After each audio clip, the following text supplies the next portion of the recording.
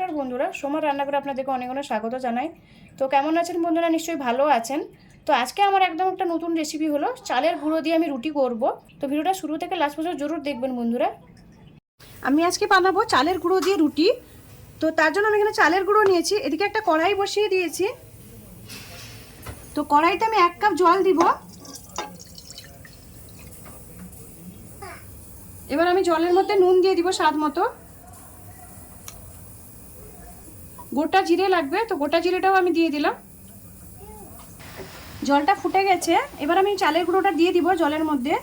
ভালো করে মিক্স করে নিব। দেখুন এটাকে ভালো করে আমি মিক্স করে নিয়েছি। এটাকে নাবিয়ে আমি 5 মিনিট এটাকে এভাবে ঢাকা দিয়ে রেখে দিব। আমি 5 মিনিট ঢাকা দিয়ে রেখেছিলাম। তো এটাকে ভালো করে দলে নিব, একটু ঠান্ডাও হয়ে গেছে, এটাকে ভালো করে দলে নিব আমি। আর জল লাগবে না, এইভাবেই দলে নিব। দেখুন খুব সুন্দর করে নরম আছে একদম। দেখুন আমার ভালো করে এটা দলে নিয়েছি। আমি লেচিটা কেটে নিব, ছোট ছোট করে আমি লেচিটা কেটে নেব। রুটির সাইজে লেচিগুলো কাটবো আমি সবগুলো লেচি কেটে নিয়েছি। এবার আমি একটা নিয়ে নিচ্ছি আর ঢাকা দিয়ে রাখছি। ঢাকা দিয়ে না রাখলে শুকে যাবে।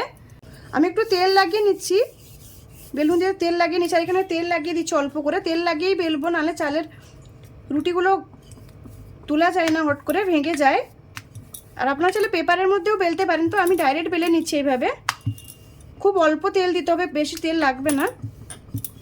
এইভাবে আমি পাতলা করে বেলে নিয়েছি, খুব বেশি পাতলাও না খুব বেশি মোটাও না, মিডিয়াম সাইজের আমি বেলে নিয়েছি।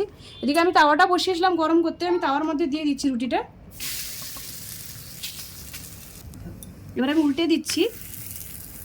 এবার আমি তেলটা লাগিয়ে নিব, অল্প অল্প তেল লাগিয়ে দিব।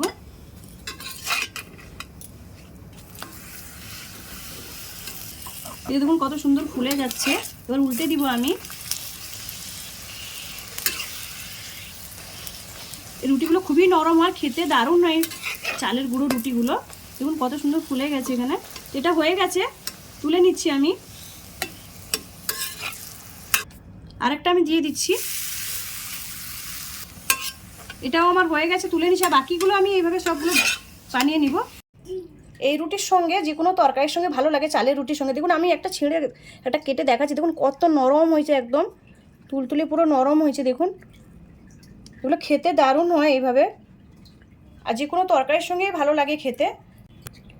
আমার এই চালের রুটির রেসিপিটা যদি ভালো লাগে, লাইক করুন, শেয়ার করুন, সাবস্ক্রাইব করুন, আর আমাকে কমেন্ট করে জানান আমার চালের গুঁড়ো রুটি কেমন লাগলো। ধন্যবাদ বন্ধুরা, ভালো থাকেন।